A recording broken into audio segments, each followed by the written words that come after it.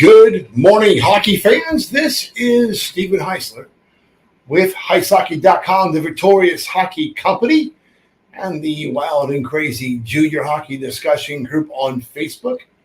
You are watching the Junior Hockey Morning Show. We are on the World Sports Broadcasting Network, WSBN.TV, Facebook, X, YouTube. You can watch us on satellite TV if you have the Canadian station sports package. Maybe people are saying they can watch us in Europe. Must be about, 3 o'clock in the afternoon over there. Wherever you are this morning, today, this afternoon, hope that you are enjoying your last weekend of August, getting into the nuts and bolts, the beginning of the new hockey season. Should be a lot of fun. What's not going to be a lot of fun is today's topic. If you caught the HeisHockey.com article this morning, without clear operational standards for teams, why is there still a North American Hockey League draft? So, what's this all coming from?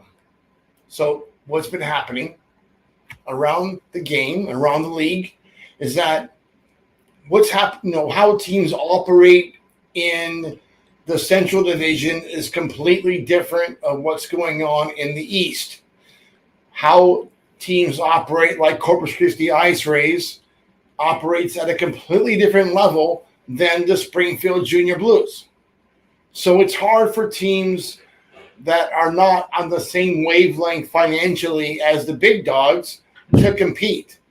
So what happens is that standards, which were published forever in the USA Hockey Annual Guide for Tier 1, 2, and 3, when they decided to make these tier things, they were always maintained. USA Hockey and the Junior Council worked hard to keep standards at operational levels for each tier.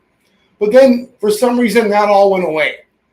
When the USHL got their own affiliation agreement with USA Hockey, they do their own thing. The North American Hockey League followed, but something changed when they followed. They completely abandoned all the standards.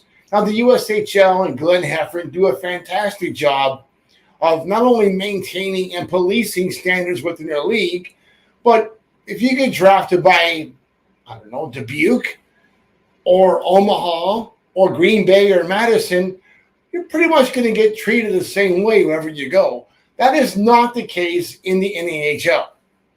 Just not. Danbury, I'm sorry. I like the owner. Herm's a good guy. But it's an absolute joke. And the latest news out of Danbury is ridiculous. Maybe they've been watching Nate Keogh and the Kenai River Brown Bears for all these years, and they figure, why not? So I'm hearing, this is what the report was this week, earlier in the week, bill it cost our $750 a month. If you drive a car, you have to pay $65 a month or so for parking. And now the latest, you have to pay for your own meals on the road. This is crazy. But almost as crazy as what's happening in Elmira. Heard they lost their ice plant, but they had a camp. And after, I think they had 12 teams at the camp. And then after 2 games, they cut most of the players. So kids paid $500 for 2 games and told, see you later. No exit meeting, no evaluation, no talk, just you're out. Maybe that was because of the ice plant, not sure. But whatever it wasn't good. It was not a good look for the North American Hockey League. And that's the problem. When standards are not the same across the board, it's hard to justify going to the league in the first place. And really, it's a very important part of the country in the Northeast. When those players at the prep schools are seeing what's going on in Danbury, Elmira, other situations like that, and they go to a game and it's not really NAHL standards. The game's not done right. It doesn't look like the North American Hockey League. It certainly doesn't look like the USHL. And it has no comparison at all to what's happening in Canada. And really, what's happening in Canada, the big elephant in the room, is the British Columbia Hockey League. Colleges are no longer suggesting players go to the NAHL, especially to these bad operators. So if a bad team or a mismanaged operator drafts a player and he doesn't want to go there, he goes to the BCHL. He goes somewhere else. Players have options now. And until the North American Hockey League gets to a point where they're actually going to police themselves, it's just going to get worse. With the Canadian Hockey League about to be opened up for NCAA eligibility, the BCHL, the USHL, the North American Hockey League is going to find themselves screaming, "We're number 4 and maybe number 5 because Saskatchewan's coming on pretty hard." Saskatchewan has raised their standards in their league to a point that essentially matches what the USHL is doing as far as what it costs for the players to go there, providing sticks, a lot of the equipment, bill of fees are covered, no player fee. They're not trying to get money from the players. They actually exist on selling tickets, sponsorship, beer. That's what fueled junior hockey in the first place.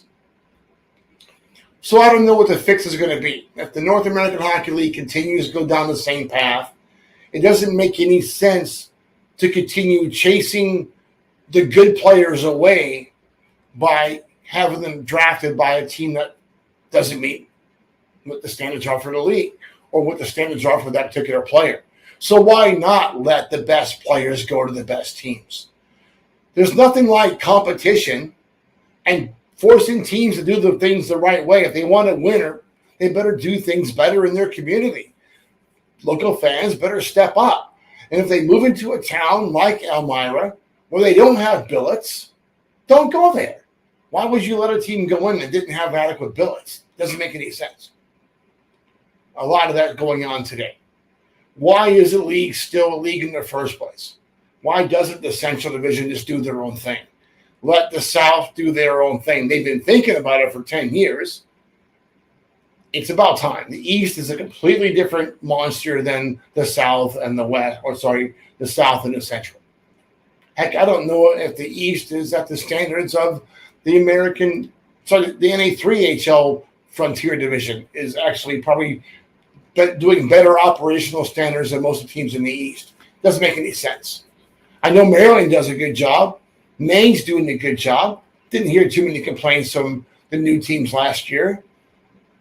Do not like what I'm hearing from Elmira or Danbury. Philadelphia, not too many complaints. Been good there. Jersey, no one ever complains in Jersey. They live in Jersey. That's easy enough. Can I say that, Tommy? All right. So here we are. There's a high risk that this league's going to blow up.